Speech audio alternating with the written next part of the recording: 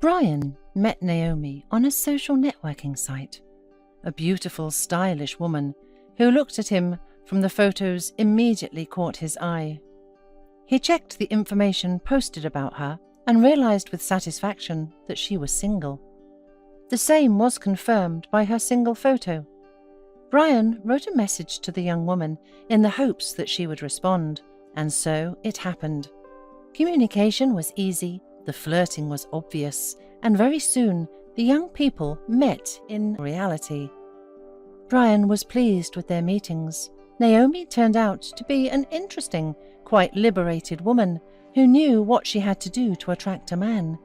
He was not embarrassed by the fact that she was a few years older than him, and 6 months later he decided to propose to her. To Brian's great surprise, Naomi didn't want to marry him, explaining that they still needed to get to know each other, but she agreed to live together. 2 years passed. He was a truck driver, and he had driven his truck all over the country, sometimes being away from home for weeks on end. One day, he was to take cargo to a neighboring region. He hoped he would be able to return home sooner, but fate prepared a surprise for him. Brian successfully unloaded the cargo and headed back. The road went through the outskirts of a small village, and when he almost passed the last house, something thudded inside the engine, and the truck stopped. It was getting dark quickly. The lights were on in the houses, and Brian thought regretfully that he would have to spend the night here. Putting up the emergency sign, the man went to the nearest house to ask for water. A pretty young woman, who obviously was not even 25 years old, came out at his knock. Upon hearing what the matter was, Shelley, as her name was, invited Brian into the house. It was simple, and even poor in the house, but the woman quickly went into the kitchen and showed her guest where he could take some water. Brian stepped forward and stopped abruptly. There was a child, a boy about 7 years old, sitting at the kitchen table. He was in a wheelchair. "Cody, meet Brian. His truck broke down not far from our house." "Hello," said Cody kindly to Brian. "You must be a truck driver." "Well, yes." "I wanted to ask you for water," replied Brian, and smiled at the boy. Then he went back to the truck, ate his last remaining sandwich, and was about to go to bed when suddenly there was a knock at his door. It was the same woman from whom he had taken water. "You'll have to excuse me, Brian. I'm very uncomfortable, but Cody asked me to invite you to dinner with us. We don't have anything special, but he'll be very pleased. He's always liked trucks and lorries, and he even has a whole album full of pictures. You might tell us something about your adventures." Brian was surprised, but agreed, and rummaging on the shelf, pulled out a couple of trucker magazines. "Here, these are for your son," he said. Shelley gave him a strange look and said, "You give it to him by yourself. He will be happy." The evening passed, lively and cheerfully. Brian told various stories. Cody and Shelley listened with interest, sometimes laughing, sometimes surprised or frightened. Cody looked at his guest with all his eyes, admiring his interesting, busy life. Brian fixed the truck in 2 days when the necessary spare parts were delivered. During this time, he became friends with Shelley and her son, so he was sad to say goodbye to them. But from that time on, whenever Brian passed through this village, he would stop at a familiar house, bring gifts, spend a few hours with Cody, and again say goodbye until they would meet again soon. And at home, he unexpectedly began to tell Naomi again that he wanted a normal family. He wanted to be rushing home to his son, and now understood how much joy this could bring him. Unfortunately, Naomi did not share her boyfriend's desires. She didn't want to ruin her figure by getting pregnant, but seeing how persistent Brian was, she finally agreed to become his wife. Brian was happy and confident that this was the first step toward a large and happy family, and after all, How long can they test their feelings? For him, it was all clear a long time ago. Naomi began to prepare for the wedding. She started by choosing a dress and options for a honeymoon. She flipped through pages of magazines for hours, looked at feeds on social networks, and did not think about what Brian would like or want. Finally, the day of the celebration was set. The day before the party, Brian went to see Shelley and Cody. He wanted to convince them to come to his wedding.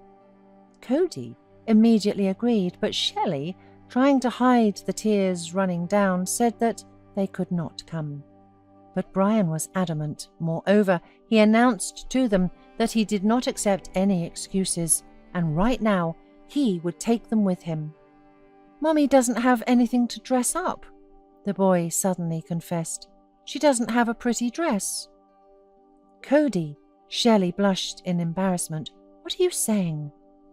"So it's not a problem at all," exclaimed Brian.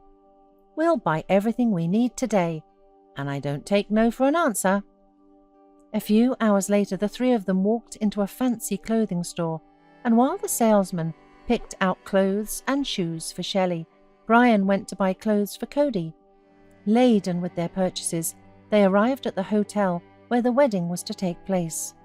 The room had already been paid for by Brian, and only after his guests had been comfortably accommodated, he went home, reminding them what time the wedding would be taking place. Naomi, in her wedding dress, was simply gorgeous, but for some reason, the modest and inconspicuous Shelley stood before Brian's eyes. The man shrugged his shoulders. What was wrong with him? Then he was already standing in a large foyer among the guests, waiting for his beloved to appear. He looked around, met Cody's gaze, winked at him, and the boy responded in kind. Next to him stood a fragile and somehow sad Shelley. Brian smiled at her. She returned him a sad smile. At this time, Naomi appeared. She walked like a queen, with her head held high. Brian looked at her and admired her. He did not see how Shelley suddenly trembled and Cody turned pale. They looked at the bride as if she were a ghost in front of them. Naomi arrogantly looked around at the guests, demonstrating how pretty she was. But as soon as her gaze stopped on Shelley and Cody, she helplessly opened her mouth as if she had choked on a kick. Then she headed toward them. "You!" shouted Naomi, turning to Shelley. "You came here deliberately to ruin everything. Do you want to screw up my whole life? Why did you come here? Why?" "Naomi, stop. I didn't know you were the bride." But Naomi didn't listen to what Shelley was saying. She kept shouting at the poor woman. Suddenly, quite unexpectedly, Cody stood up, leaning his hands on the handrail of the stroller. "Don't you dare hurt my mother," he said, and looked at Naomi with hatred. "I forbid you." Shelley was stunned to see the miracle that had happened to her son. "Cody, honey, you're standing." "Cody!" Naomi, on the other hand, felt as if she was suffocating with anger. She wanted to hit Shelley with something, but all she had in her hands was the bride's bouquet. Naomi threw the flowers at her and ran out of the hall. But Shelley saw nothing and no one. She hugged the boy, who slumped helplessly and confusedly on the seat. Only now, Brian, like everyone else in the hall, came to his senses. He approached Shelley and asked what he didn't know. "Brian," Shelley said quietly, gathering her thoughts. "Naomi is my older sister. She's Cody's mother. Her husband crashed his car, and he was drunk. Cody was with him at the time of the accident. He only hurt his legs, but doctors said he would never walk again. Cody was very young, and Naomi decided to give him up, to put him in an orphanage. And I wouldn't let her. I quit the university, moved into our parents' house and took care only of him. I got used to calling him son, and he used to call me Mom. Naomi never came to visit us. She was building her own life, and we didn't insist.